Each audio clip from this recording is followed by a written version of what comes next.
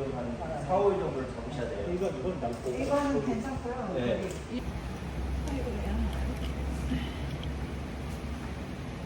오, 그것도 느낌 있네. 그레이 컬러로. 약간 되게 튼튼해 보인다. 오, 이거 예쁘다. 저기 그거 하자.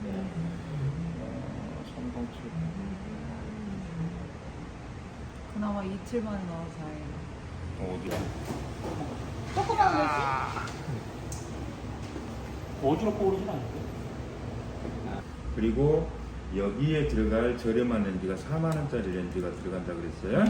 그리고 여기에 들어갈 So that's what my day consisted of today, is getting eye examined and making sure that I have some new pair of glasses and sunglasses, because every 2 years they say to get a new prescription for your eyes. If you wear glasses, then it's good to get a new prescription so that you can see better.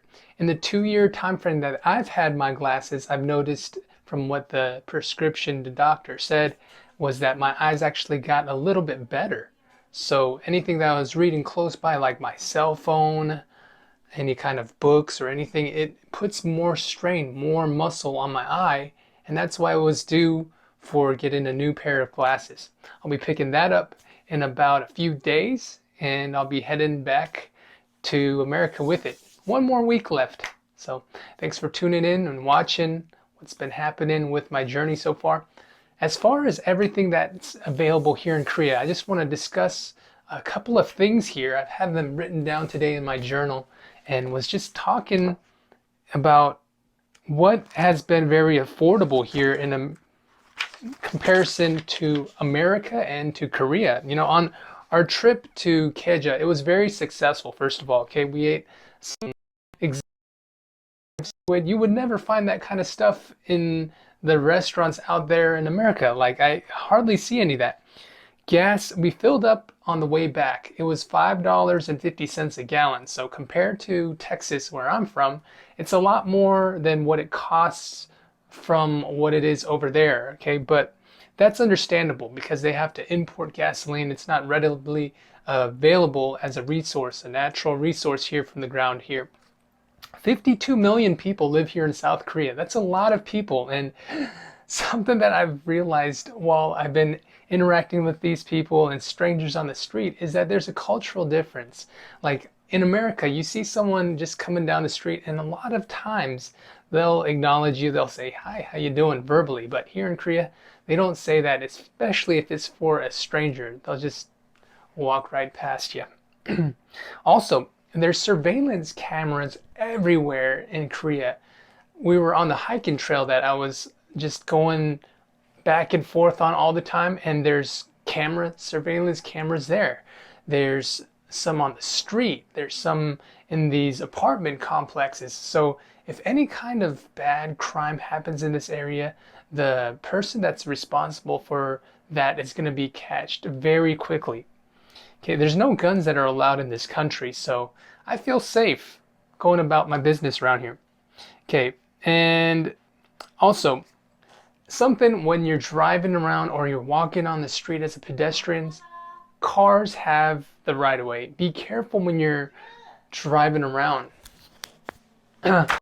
So you got to be very careful when you're crossing the street because you'll get slammed by a car. It's not like America. If you see a pedestrian 10 feet away, like they're going to yield to you to cross the street, because if a cop sees you on the road, they'll give you a ticket for not yielding to pedestrians.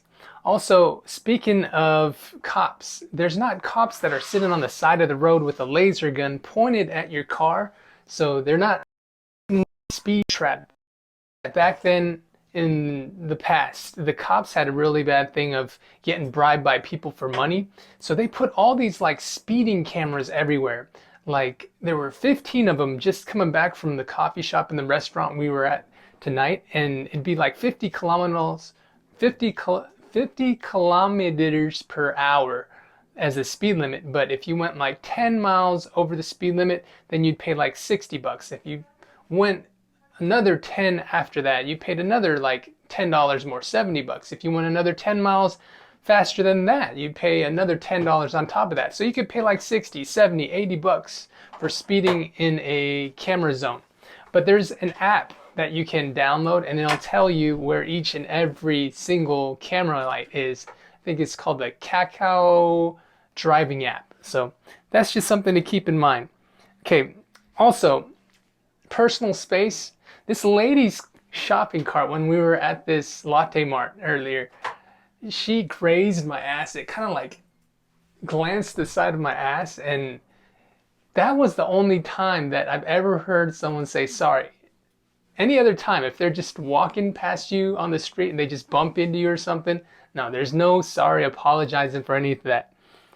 Okay, and I won't say that the Koreans are unfriendly here. They're very friendly. You just got to get past that little barrier and talk to them, get to know you. If you're walking on a hiking trail, they see your face all the time and they say hi, they open up to you. They'll be very nice to you.